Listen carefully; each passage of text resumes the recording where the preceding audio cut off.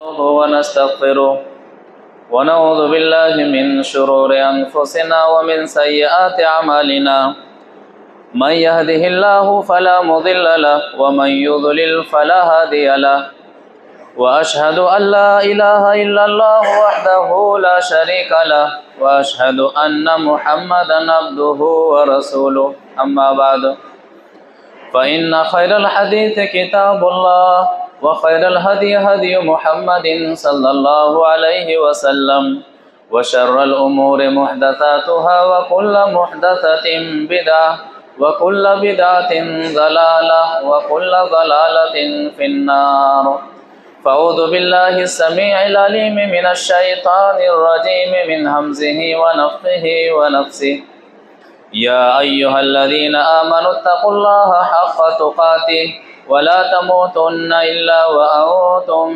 مسلمون بسم الله الرحمن الرحيم يا أيها الناس اتقوا ربكم الذي خلقكم من نفس واحدة وخلق منها زوجها وبث منهما رجالا كثيرا ونساء واتقوا الله الذي تساءلون به والأرحام إن الله كان عليكم رقيبا يا أيها الذين آمنوا اتقوا الله وقولوا قولا سديدا يصلح لكم أعمالكم ويغفر لكم ذنوبكم ومن يطع الله ورسوله فقد فاز فوزا عظيما وقال الله تبارك وتعالى وأنكحوا الأيام منكم والصالحين من عبادكم وإمائكم إن يكونوا فقراء يغنهم الله من فضله والله واسع عليم۔ دین پر عمل کرنا آسان ہے، شرط یہ ہے کہ آدمی کوئی بھی عمل طریقۂ رسول صلی اللہ علیہ وسلم کے مطابق کرے۔ معاملات میں یا پھر اور چیزوں میں آدمی اس وقت پریشان ہو جاتا ہے کہ جو کام دین کے مطابق کرنا ہے اس کام کو اگر آدمی دنیا کے مطابق کرنے لگے، سماج کے مطابق کرنے لگے تو وہاں پر آدمی پریشانی کا شکار ہو جاتا ہے۔ بہت سارے معاملات میں سے ایک معاملہ نکاح کا بھی ہے۔ شریعت میں نکاح کرنا بالکل آسان ہے، بلکہ شریعت میں نکاح کوئی مدعا ہی نہیں ہے، کوئی ٹینشن کا مسئلہ ہی نہیں ہے۔ نکاح اتنا آسان کہ نکاح ہو جاتا تھا اور نبی صلی اللہ علیہ وسلم کو پتہ تک نہیں چلتا تھا، اتنا آسان نکاح شریعت نے کیا ہے۔ نکاح کرنا مشکل کیا گیا ہے، مشکل بنایا گیا ہے، تو ایک اہم سبب یہ ہے کہ ہم نے نکاح میں نبی صلی اللہ علیہ وسلم کے فرامین اور ارشادات کو فراموش کر دیا ہے، بھلا دیا ہے۔ نکاح کا ماحول عام ہونا چاہیے۔ آدمی جب گناہ سے بچنے کے لیے نکاح کرتا ہے تو اللہ تبارک و تعالیٰ کی خاص مدد ایسے لوگوں کے ساتھ ہوتی ہے۔ ایک حدیث سے سمجھتے ہیں، وعن ابی ہریرہ رضی اللہ تعالی عنہ قال قال رسول اللہ صلی اللہ علیہ وسلم ثلاثۃ حق علی اللہ عونہم المجاہد فی سبیل اللہ والمکاتب الذی یرید الاداء والناکح الذی یرید العفاف، رواہ الترمذی فی فضائل الجہاد۔ ترمذی شریف کے اندر یہ حدیث موجود ہے۔ راوی حدیث حضرت ابو ہریرہ رضی اللہ تعالی عنہ ہیں۔ وہ فرماتے ہیں کہ اللہ کے رسول صلی اللہ علیہ وسلم نے فرمایا ثلاثۃ حق علی اللہ عونہم، تین قسم کے لوگوں پر اللہ تبارک و تعالیٰ کی خاص مدد رہتی ہے، یعنی تین قسم کے لوگوں پر مدد کرنا یہ اللہ تعالیٰ کا خاص حق بن جاتا ہے۔ پہلی قسم المجاہد فی سبیل اللہ، اللہ کی راہ میں جہاد کرنے والے، ایسے لوگوں پر اللہ تعالیٰ کی خاص مدد رہتی ہے۔ دوسری قسم والمکاتب الذی یرید الاداء، ایسا غلام جو مقررہ رقم کو، مشروط رقم کو ادا کرنے کی نیت رکھتا ہو، مکاتب اس غلام کو کہتے ہیں کہ اس کے آقا نے کہہ دیا کہ آپ اتنی رقم دے کر کے آپ غلامی سے آزاد ہو سکتے ہیں، تو ایسے غلام کو مکاتب کہتے ہیں۔ اور چوتھا اور تیسرا حق، وَالنَّاكِحُ الَّذِي يُرِيدُ الْعَفَافَ، ایسا نکاح کرنے والا جو عزت و عصمت کی حفاظت کرنے کی نیت سے نکاح کرتا ہے، نگاہوں کی حفاظت کرنے کی نیت سے نکاح کرتا ہے، شرمگاہ کی حفاظت کی نیت سے نکاح کرتا ہے اور شریعت کے مطابق نکاح کرتا ہے، تو ایسے شخص پر اللہ تعالیٰ کی خاص مدد ہوتی ہے۔ اللہ تعالیٰ کا مدد کرنا ایسے لوگوں پر، ایسے لوگوں کے لیے اللہ تعالیٰ کی طرف سے حق بن جاتا ہے۔ تو شریعت میں نکاح کو بالکل آسان کیا گیا ہے، سماج نے نکاح کو مشکل بنا دیا ہے۔ مثال کے طور پر اللہ تبارک و تعالیٰ سورۃ النور آیت نمبر 32 میں فرماتا ہے، اولیاء سے کہا جا رہا ہے کہ چاہے مرد ہو چاہے عورت ہو، نکاح کے ایج کو پہنچ گئے ہیں، نکاح کرا دو۔ وَأَنكِحُوا الْأَيَامَ مِنكُمْ وَالصَّالِحِينَ مِنْ عِبَادِكُمْ وَإِمَائِكُمْ، تم میں سے جو مرد اور عورت بے نکاح ہیں ان کا نکاح کر دو۔ وَالصَّالِحِينَ مِنْ عِبَادِكُمْ وَإِمَائِكُمْ، اور جو غلام نیک ہے، جو لونڈی نیک ہے، ان کا بھی نکاح کر دو۔ إِن يَكُونُوا فُقَرَاءَ يُغْنِهُمُ اللَّهُ مِنْ فَضْلِهِ، اگر نکاح سے پہلے کسی کے پاس مال کم ہے تو اللہ تعالیٰ کہتا ہے مال کی کمی کو نکاح نہ کرنے کی وجہ نہ بتاؤ، سبب نہ بیان کرو۔ إِن يَكُونُوا فُقَرَاءَ يُغْنِهُمُ اللَّهُ مِنْ فَضْلِهِ، اگر کسی کے پاس مال میں کمی ہے تو نکاح کے بعد اللہ تبارک و تعالیٰ مال کے دروازے کو کھول دے گا، رزق کے دروازے کو کھول دے گا، روزی کمانے کے اسباب کو پیدا فرما دے گا۔ یہاں الٹا معاملہ ہوتا ہے، جب تک بچہ پاؤں پر کھڑا نہیں ہوگا نکاح کیسے کریں گے؟ جب تک کوئی نوکری نہ کر لے نکاح ہو سکتا ہے نہیں۔ وجہ کیا ہے؟ گارجین کی طرف سے جو شرائط ہوتے ہیں کہ ابھی بچہ پاؤں پر کھڑا ہی نہیں ہوا ہے، وجہ یہ ہے کہ سماج کو نکاح میں آدمی سماج کو سوار کر لیتا ہے، سماج کے مطابق نکاح، شریعت کے بارات میں اتنے خرچے ہیں، شادی میں اتنے خرچے ہیں، شادی سے پہلے اتنے خرچے ہیں۔ وہی وجہ ہے کہ آدمی کیا کر لیتا ہے کہ نہیں ابھی تو میرا بیٹا پاؤں پر کھڑا ہی نہیں ہوا ہے، ابھی کمائی کیا رہا ہے۔ قرآن جو حکم دیتا ہے اس کے خلاف عمل کیا جاتا ہے۔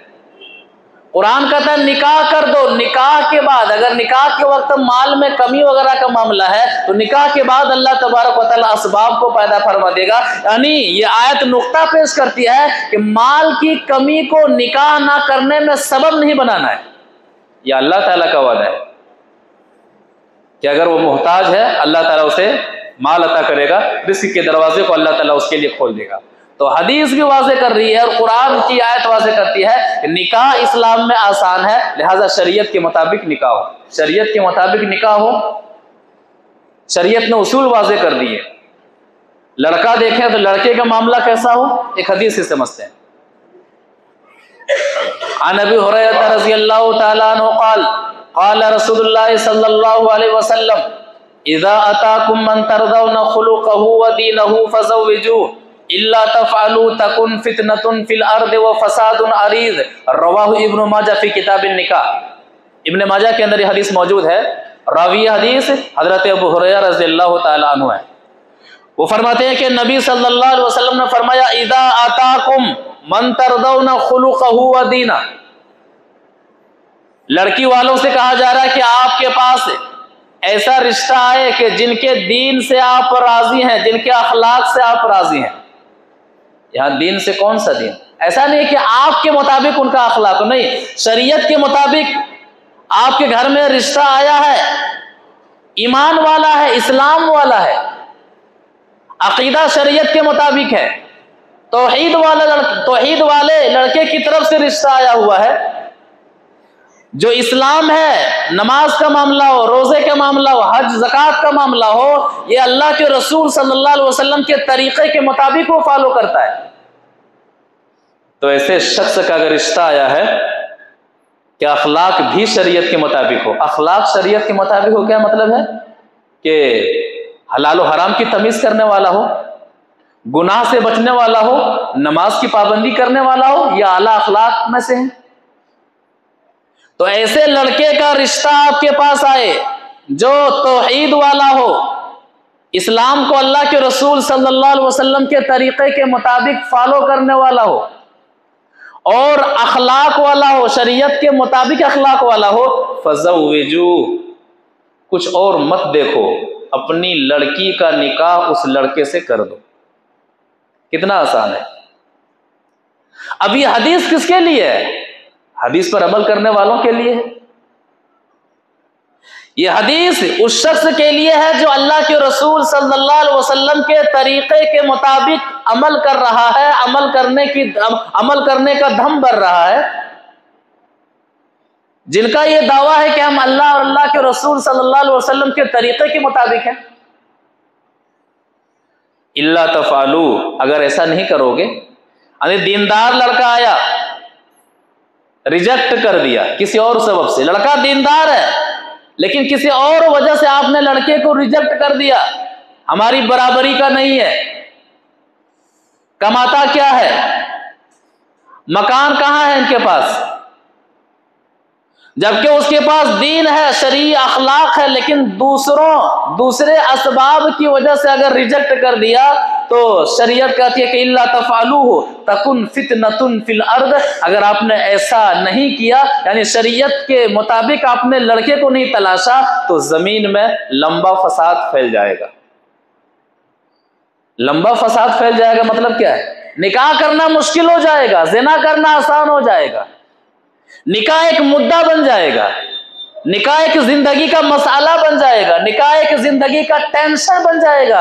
فساد عریض، معاشرہ، نکاح کو معاشرہ جب مشکل بنا لے گا تو معاشرے میں نکاح کے شریعت کے مطابق نکاح کرنا مشکل ہو جائے گا. تو لڑکا اس انداز سے دیکھو کہ توحید والا ہے، شریعت کے مطابق عمل کرنے والا ہے، اپنی لڑکی کا بیاہ دو. افسوس ہوتا ہے، دیکھا ہی جاتا ہے کہ لڑکا اگر دنیاوی معاملات میں سیٹ ہے، اگرچہ کہ ان کی زندگی میں توحید نہیں ہے، نبی صلی اللہ علیہ وسلم کا طریقہ نہیں ہے، دنیاوی چیزوں کو دیکھ کر کے آدمی نکاح کر دیتا ہے. یہاں تک کہ اہل حدیث گھرانے کے جو ماں باپ ہیں بدعتیوں میں، مشرکوں میں نکاح کر دیتے ہیں، جبکہ لڑکا موجود تھا، بس فرق یہ تھا کہ اس لڑکے کے پاس دین تھا اور معاملات میں کمیاں تھیں. لیکن نکاح اس لیے نہیں کیا کہ اس کے دیندار لڑکا نہیں چاہیے، دنیا دار لڑکا چاہیے. اب کل ہو کر کے کتنے ایسے اہل حدیث گھرانے کی بچیاں ہیں جو تعویذ پہننے پر مجبور ہیں، شرک کرنے پر مجبور ہیں، مزارات جانے پر مجبور ہیں، اور نسلیں، ان کی اولادیں جو چل رہی ہیں شرک پر چل رہی ہیں. اس کے ذمہ دار کون ہے؟ ماں باپ ہیں. قیامت کے دن پوچھا جائے گا ان سے. لڑکی کے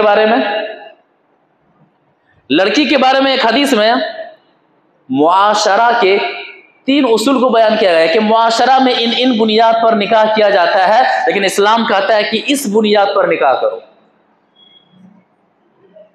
ایک حدیث سے سمجھتے ہیں. وعن ابی ہریرہ رضی اللہ تعالی عنہ قال تنکح النساء لاربع لمالها ولحسبها ولجمالها ولدينها فاظفر بذات الدين تربت يداك. رواہ ابو داؤد فی کتاب النکاح. ابو داؤد شریف کے اندر یہ حدیث موجود ہے. راوی حدیث حضرت ابو ہریرہ رضی اللہ تعالی عنہ ہے. وہ فرماتے ہیں کہ اللہ کے رسول صلی اللہ علیہ وسلم نے فرمایا تنکح النساء لاربع، کسی بھی عورت سے 4 چیزوں کی بنیاد پر نکاح کیا جاتا ہے. اب یہ 4 چیزیں اسلام کو مطلوب نہیں ہیں.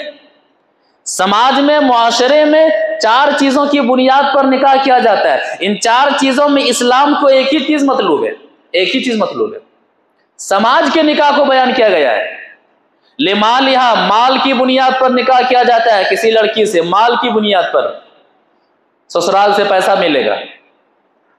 ولحسبہا، حسب کی بنیاد پر نکاح کیا جاتا ہے. ولی جمالہا، لڑکی خوبصورت ہے، خوبصورتی کو دیکھ کر کے نکاح کیا جاتا ہے.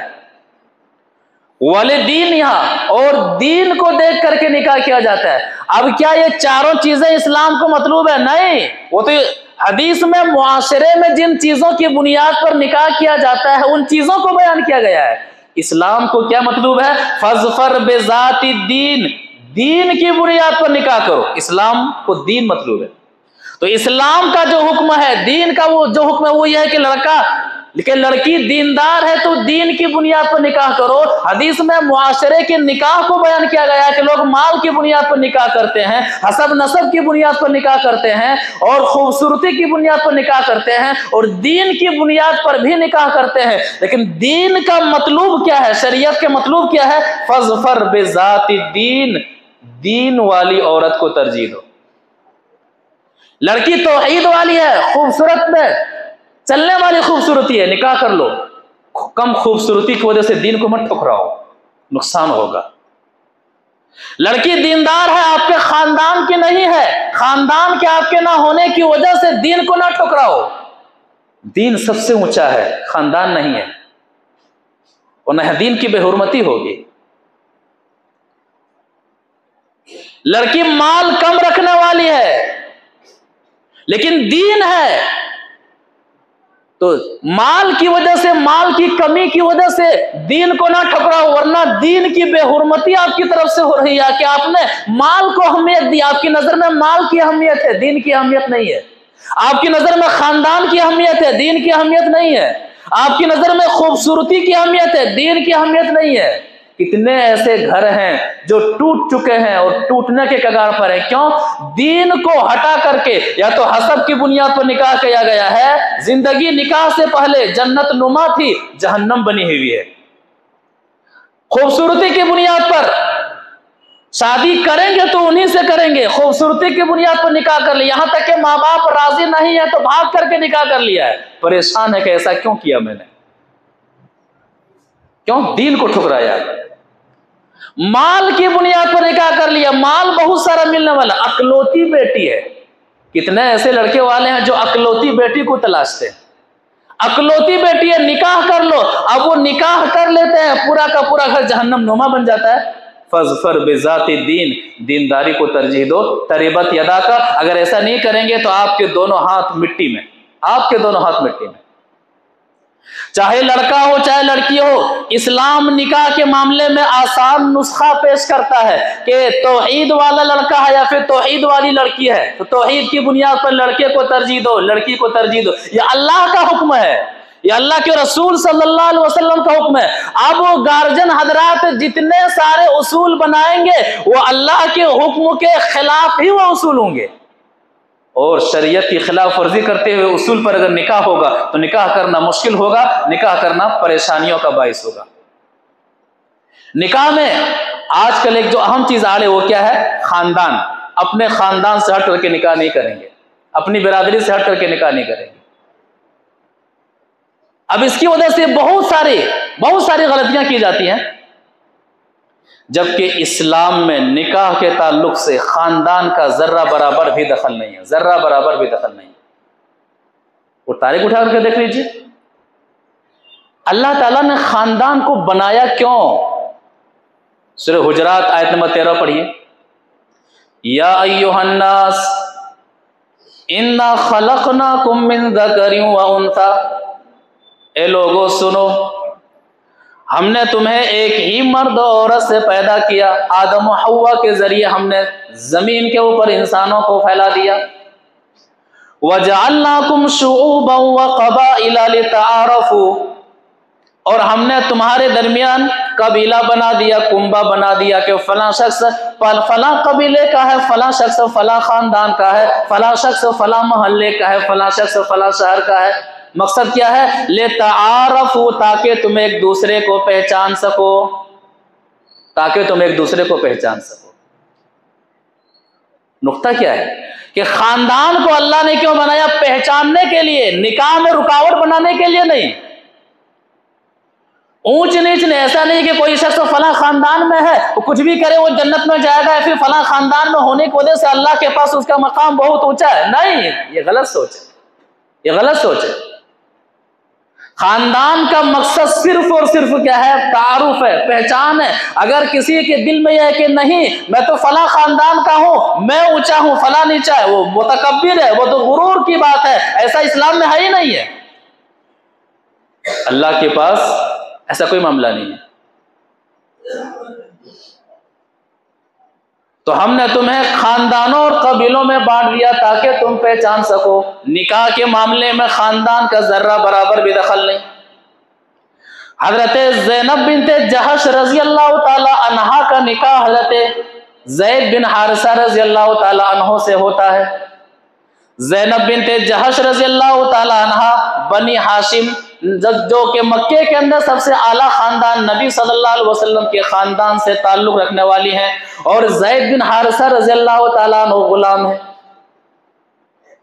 حضرت حالہ بنت عوف، عبد الرحمن بن عوف رضی اللہ تعالیٰ عنہ کی بہن کا نکاح حضرت بلال حبشی رضی اللہ تعالیٰ عنہ سے ہوتا ہے۔ عبد الرحمن بن عوف رضی اللہ تعالیٰ عنہ کا خاندان قبیلہ قریش سے ہے، اور بلال رضی اللہ تعالیٰ عنہ حبش سے آئے ہوئے ہیں، کالے کلوٹے ہیں، بدصورت ہیں۔ اس کے باوجود ایمان کی بنیاد پر بلال رضی اللہ تعالیٰ عنہ کا نکاح حضرت حالہ بنت عوف رضی اللہ تعالیٰ عنہ کے ساتھ ہوتا ہے۔ حضرت فاطمہ بنت قیس رضی اللہ تعالیٰ عنہ کا نکاح حضرت اسامہ بن زید رضی اللہ تعالیٰ عنہ سے ہوتا ہے۔ حضرت فاطمہ بنت قیس رضی اللہ تعالیٰ عنہا کا تعلق قبیلہ قریش سے ہے، اور اسامہ بن زید رضی اللہ تعالیٰ عنہ زید بن حارثہ جو کہ غلام ہیں ان کے بیٹے ہیں۔ حضرت ابو حذیفہ رضی اللہ تعالیٰ عنہ اپنی بھتیجی کا نکاح اپنے آزاد کردہ غلام حضرت سالم رضی اللہ تعالیٰ عنہ سے کرتے ہیں، جبکہ حضرت حذیفہ رضی اللہ تعالیٰ عنہ بدر میں شریک ہونے والے صحابہ میں سے ہیں۔ اسی طرح سے اللہ کے رسول صلی اللہ علیہ وسلم کی چار بیٹیاں ہیں، 4 بیٹیوں میں حضرت فاطمہ رضی اللہ تعالی عنہا کو چھوڑ کر کے آپ نے اپنی 3 بیٹیوں کا نکاح دوسرے خاندان میں کیا، بنو امیہ میں کیا۔ اگر نکاح میں ذرہ برابر بھی خاندان کا کچھ بھی تعلق ہوتا تو نبی صلی اللہ علیہ وسلم حضرت زینب رضی اللہ تعالی عنہا کا نکاح بنی ہاشم میں کرتے، حضرت رقیہ رضی اللہ تعالی عنہا کا نکاح بنی ہاشم میں کرتے، حضرت ام کلثوم رضی اللہ تعالی عنہا کا نکاح بنی ہاشم میں کرتے، لیکن ایسا ہوا ہی نہیں۔ نبی صلی اللہ علیہ وسلم نے حضرت صفیہ رضی اللہ تعالی عنہا سے نکاح کیا، اور حضرت صفیہ رضی اللہ تعالی عنہا کا جس خاندان سے تعلق رہا وہ ایک یہودی خاندان ہے، یہودی خاندان سے حضرت صفیہ رضی اللہ تعالی عنہا کا معاملہ ہوتا ہے، اور نبی صلی اللہ علیہ وسلم نکاح کرتے ہیں۔ حضرت جویریہ رضی اللہ تعالی عنہا کا نکاح نبی صلی اللہ علیہ وسلم سے ہوتا ہے، حضرت ماریہ قبطیہ رضی اللہ تعالی عنہا کا نکاح نبی صلی اللہ علیہ وسلم سے ہوتا ہے، اور ان دونوں کا تعلق عیسائی خاندان سے ہے، کوئی معاملہ ہی نہیں ہے۔ نکاح میں ذات برادری خاندان کا کوئی معاملہ ہی نہیں ہے، یہ تو ہم نے اونچ نیچ اور ہم نے اس کو مشکل بنایا ہے۔ نبی صلی اللہ علیہ وسلم سے کے خاندان سے اونچا خاندان کسی کا نہیں ہو سکتا ہے، لیکن نکاح میں کوئی معاملہ ہی نہیں، خاندان کا مقصود یہ ہے ایک دوسرے کی پہچان، اور کوئی مقصود نہیں ہے۔ میں فلاں ہوں، میں فلاں ہوں، میں فلاں ہوں، کتنے ایسے معاملات ہیں۔ میرا بیٹا نکاح نہ کرے منظور ہے، لیکن دوسرے خاندان میں لڑکی ایمان والی ہے، ان سے نکاح کرنا منظور نہیں ہے۔ میری بیٹی نکاح نہ کرے منظور ہے، لیکن دوسرے خاندان میں ایمان والا لڑکا ہے، ان سے نکاح کرنا انہیں منظور نہیں ہے۔ شریعت کہتی ہے دین کی بنیاد پر نکاح کرو، ہم نے شریعت کو چھوڑ دیا ہے، صرف مسجد تک ہیں مسلمان، مسجد کے باہر ہمیں کچھ پتا، ہمیں خود پتا نہیں کہ ہم کیا ہے۔ تو جو اہم معاملہ ہے نکاح کے تعلق سے، اسلام کہتا ہے کوئی مسئلہ ہی نہیں ہے، کوئی مدعا ہی نہیں ہے، غلام کا نکاح ہاشمی خاندان سے ہو رہا ہے۔ لہذا یہ واقعات اور حدیثیں واضح کرتی ہیں کہ مسلمانوں شریعت کو نکاح کے معاملے میں نافذ کیجئے، اسلام کو نکاح کے معاملے میں نافذ کیجئے۔ نکاح کرنا کوئی مشکل کام ہی نہیں ہے، بالکل آسان کام ہے۔ تو وَجَعَلْنَاكُمْ شُعُوبًا وَقَبَائِلَ لِتَعَارَفُوا إِنَّ أَكْرَمَكُمْ عِندَ اللَّهِ أَتْقَاكُمْ، تم میں کا محبوب اور پسندیدہ وہی شخص ہے جو اللہ کے نزدیک جو تقوی والا ہے۔ اللہ کے نزدیک خاندان کی بنا پر کوئی محبوب نہیں ہے، اللہ کے نزدیک قبیلے کی بنیاد پر کوئی محبوب نہیں ہے، بلکہ شریعت کے مطابق جو شخص جتنا عمل کرتا ہے وہ شخص اتنا ہی اللہ تعالیٰ سے قریب ہوتا ہے۔ اگر کوئی شخص آج اسلام قبول کر لے اور وہ شریعت کے مطابق عمل کرنے لگے، اور ایک مسلمان عام مسلمان ہے، دینی خرابیاں ہیں، آج اسلام قبول کرنے والا شخص اللہ کی نظر میں معاشرے میں رہنے والے دوسرے مسلمانوں سے بہتر ہے، اگر ان کی زندگی میں تقوی، ان کی زندگی میں قرآن و حدیث کے مطابق عمل ہے۔ ایک وجہ بھی ہے، وجہ کیا ہے کہ خاندان آڑے نہیں ہے نکاح کے معاملے میں۔ آج اگر کوئی شخص اسلام قبول کر لے اور انہیں نکاح کی ضرورت ہو اور انہوں نے اسلام قبول کیا، چلو بھی یہ لوگ قرآن و حدیث والے ہیں، یہ لوگ ہمارا ساتھ دیں گے۔ اگر کسی نے اپنے بیوی بچوں کو چھوڑ دیا، ماں باپ کو چھوڑ دیا، آپ کے پاس آ کر کے کہے کہ مجھے نکاح کرنا ہے، اہل حدیث سے آپ کے پاس کیا جواب ہوگا؟ آپ میرے خاندان سے نہیں ہیں۔ ان کے دل پہ کیا گزرے گی؟ وہ شخص تو آیا ہے کہ اسلام میں نکاح کے معاملے میں کوئی دیوار ہی نہیں ہے، کل ہو کر کے وہ اپنی بیٹی کا نکاح مسلمانوں میں کرانا چاہے تو وہ اپنا خاندان کہاں ڈھونڈے گا؟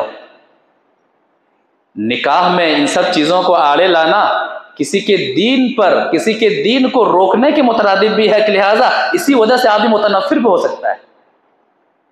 تو اسلام میں نکاح کرنا بالکل آسان ہے۔ کتنا آسان ہے، کتنا آسان ہے، اللہ کے رسول صلی اللہ علیہ وسلم کی حدیثوں سے سمجھ سکتے ہیں۔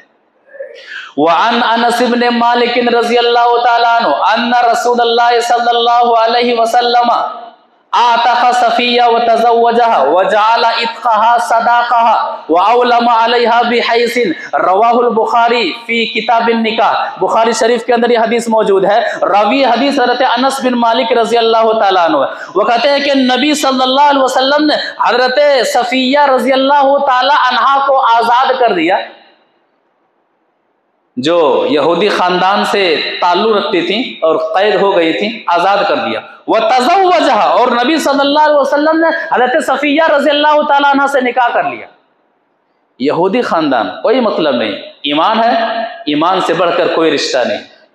آپ رشتہ تلاش رہے ہیں، ایمان سے بڑھ کر آپ کو زمین کے اوپر کوئی رشتہ نہیں ملے گا۔ ایمانی رشتے کو ہٹا کر کے آپ نے رشتہ تلاشا ہے تو آپ نے کمزور رشتہ تلاشا ہے۔ وہ رشتہ آپ کے سکون کو برباد کر سکتا ہے، آپ کے گھر کے سکون کو برباد کر سکتا ہے، آپ کے اعمال کو برباد کر سکتا ہے، آپ کے ایمان کو برباد کر سکتا ہے۔ کیوں؟ آپ نے ایمانی رشتے کو کمتر سمجھا، نکاح کیا۔ وَجَعَلَ عِتْقَهَا صَدَاقَهَا، نکاح میں مہر ضروری ہے، تو کہا کہ صفیہ میں نے جو آزاد کیا ہے یہ آزادی مہر کے طور پر ہے۔ پتہ چلا نکاح میں مہر کے طور پر پیسہ مقرر کرنا ہی کوئی ضروری نہیں ہے، کچھ بھی مقرر کر سکتے ہیں، کوئی بھی چیز مقرر کر سکتے ہیں۔ تو آزادی کو مہر کے طور پر نبی صلی اللہ علیہ وسلم نے مقرر کیا۔ وَأَوْلَمَ عَلَيْهَا بِحَيْثٍ، اور ملیدہ کے ذریعے سے نبی صلی اللہ علیہ وسلم نے ولیمہ کیا۔ مولانا صاحب ولیمہ میں عقیقہ لا سکتے ہیں کیا؟ کیوں؟ گوشت کھلانا ہے، گوشت کھلانا ہے۔ ارے بھائی عقیقہ ایک الگ سنت ہے، کیا ہے بلا وجہ آپ لڑکا ابھی پیدا ہوا ان کے ولیمے تک آپ عقیقہ کو ٹال رہے ہیں؟ ولیمہ میں گوشت کھلانا ہی ضروری نہیں ہے، مٹن کھلانا ہی ضروری نہیں ہے۔ نبی صلی اللہ علیہ وسلم ملیدہ کے ذریعے سے ولیمہ کرتے ہیں، اور دوسرے اور نکاحوں میں نبی صلی اللہ علیہ وسلم نے ستو کے ذریعے ولیمہ کیا ہے۔ نکاح ہوا کہ نہیں ہوا ہے؟ کائنات کی سب سے عظیم ہستی کا نکاح ہو رہا ہے، نہ بارات کا تصور، نہ گوشت کا تصور، نہ نکاح سے پہلے ہلدی کا تصور، نہ نکاح سے پہلے کئی لاکھوں کے خرچے کا تصور۔ نکاح ہو رہا ہے کہ نہیں نکاح ہو رہا ہے؟ بتائیے نکاح کو کس نے مشکل بنایا ہے؟ نبی صلی اللہ علیہ وسلم کے عمل نے مشکل بنایا ہے کہ ہم مسلمانوں نے سماج کو رکھ کر کے مشکل بنایا ہے؟ ہم مجرم ہیں، ہم پریشان ہیں نکاح کے معاملے میں، ہم مجرم ہیں، ہم پریشان ہیں نکاح کے معاملے میں، ہم مجرم ہیں، اسلام کے طریقے کو ہم نے چھوڑا ہے۔ اسی طرح سے ایک اور معاملہ، صحابی وعن انس بن مالک رضی اللہ تعالی عنہ ان النبی صلی اللہ علیہ وسلم رأى على عبد الرحمن اثر الصفرة قال ما هذا قال انی تزوجت امرأة على وزن نواة من ذهب قال بارک اللہ لک اولم ولو بالشاة رواہ البخاری فی کتاب النکاح. بخاری شریف کے اندر حدیث موجود ہے. راوی حدیث حضرت انس بن مالک رضی اللہ تعالیٰ عنہ کہتے ہیں کہ نبی صلی اللہ علیہ وسلم عبد الرحمن بن عوف رضی اللہ تعالیٰ عنہ کے ہاتھ میں کچھ زردی دیکھتے ہیں، کچھ رنگ دیکھتے ہیں، زرد پیلے کلر کا رنگ دیکھتے ہیں. کہتے ہیں کیا ہے؟ کہتے ہیں نبی صلی اللہ علیہ وسلم انی تزوجت امرأة علی وزن نواة من ذهب، میں نے گٹھلی کے وزن کے برابر سونا مہر میں دے کر کے ایک عورت سے نکاح کیا. کہا بارک اللہ لک، اللہ برکت دے، اولم ولو بشات، نکاح کیجیے. سب سے عظیم باراتی محمد صلی اللہ علیہ وسلم موجود ہیں. محمد صلی اللہ علیہ وسلم کو پتہ ہی نہیں نکاح ہو گیا ہے. نبی صلی اللہ علیہ وسلم کے نکاح میں کوئی تماشا نہیں، صحابی کے نکاح میں نبی صلی اللہ علیہ وسلم کو پتہ تک بھی نہیں چلتا ہے. لہٰذا نکاح میں اگر پریشان ہے تو ہم خود پریشان ہیں. نکاح آج مدعا بنا ہوا ہے، وجہ یہ کہ ہم نے اسلام کو چھوڑا ہے، اللہ کے رسول صلی اللہ علیہ وسلم کے طریقے کو فراموش کیا ہوا ہے، اسی لیے نکاح مدعا بنا ہوا ہے. لہٰذا نکاح آسان بنا ہوا ہے. لہٰذا شریعت کی طرف آئیے، شریعت مطہرہ کے مطابق نکاح کیجیے. یا جو لوگ بے نکاح ہیں انہیں بھی چاہیے کہ آپ دین کی بنیاد پر نکاح کریں. آپ کی ماں اگر کہتی ہے کہ نہیں ہم خاندان کی بنیاد پر نکاح کریں گے، ہم دنیا کی بنیاد پر نکاح کریں گے، ماں کی بات کو آپ ٹھوکر مار دیں. آپ کے باپ اگر کہتے ہیں کہ نہیں ہم فلاں چیزوں کی بنیاد پر نکاح کریں گے، اور اگر آپ کی بیوی کے لیے یا پھر آپ کی یا کسی بھی لڑکی کے شوہر کے لیے اگر دین نہیں دیکھا جا رہا ہے، انہیں حق ہے ماں باپ کی باتوں کا انکار کر دیں. اور یہ انکار نافرمانی کے زمرے میں نہیں بلکہ رب کی اطاعت کے زمرے میں آئے گا انشاءاللہ. لہٰذا ضرورت اس بات کی ہے کہ نکاح کو شریعت کے مطابق کیا جائے. نکاح بالکل آسان ہے. نکاح ہوتا ہے نبی کو پتہ نہیں، نکاح ہو رہا ہے دوسرے صحابی کو پتہ نہیں. نکاح کرنا بالکل آسان ہے. ان حدیثوں پر اس کائنات میں کوئی جماعت اگر عمل کر سکتی ہے تو جماعت اہل حدیث ہی عمل کر سکتی ہے، کیونکہ قرآن و حدیث کے مطابق عمل کرنے کا دعویٰ انہی کو ہے. یہ اور بات ہے کہ صرف دعویٰ ہے، جس دن عمل میں آ جائیں گے انشاءاللہ ہر کام آسان ہو جائے گا. دعا کرتے ہیں کہ اللہ تبارک و تعالی ہمیں شریعت کے مطابق نکاح کرنے کو توفیق عطا فرمائے. ہمیں اللہ کے رسول صلی اللہ علیہ وسلم کے اسوے کو نکاح کے معاملے میں اپنانے کو توفیق عطا فرمائے. ہمیں صحابہ کرام کے طریقے کو نکاح کے معاملے میں اپنانے کو توفیق عطا فرمائے. جو لوگ نکاح کے معاملے میں پریشان ہیں تو پریشانی کے ان اسباب کو ختم کرتے ہوئے شریعت کی طرف لوٹنے کو توفیق عطا فرمائے اور شریعت کے مطابق نکاح کرنے کو توفیق عطا فرمائے. پروردگارہ ہم سب کو ہر میدان میں اللہ کے رسول صلی اللہ علیہ وسلم کے طریقے کے مطابق عمل کرنے کو توفیق عطا فرمائے. مزید قرآن و حدیث کی باتیں سننے کے لیے اتوار کو صبح 8 بجے مرد و خواتین کو اسی مسجد میں شرکت فرمانے کو توفیق عطا فرما. پروردگارہ مسجد کے معاملے میں بڑھ چڑھ کر کے حصہ لینے کو توفیق عطا فرما. مسجد میں ابھی کام زور و شور کے ساتھ جاری ہے. پروردگارہ جن حضرات کو تو نے مال حلال سے نوازا ہے، حلال رقم کو تو اپنے گھر میں دینے کو توفیق عطا فرما. پروردگارہ ہم میں سے جو بیمار ہیں انہیں شفا عطا فرما، جو پریشان حال ہیں تو ان کی پریشانی کو دور فرما، جو مقروض ہیں تو ان کا قرض ادا کر دے.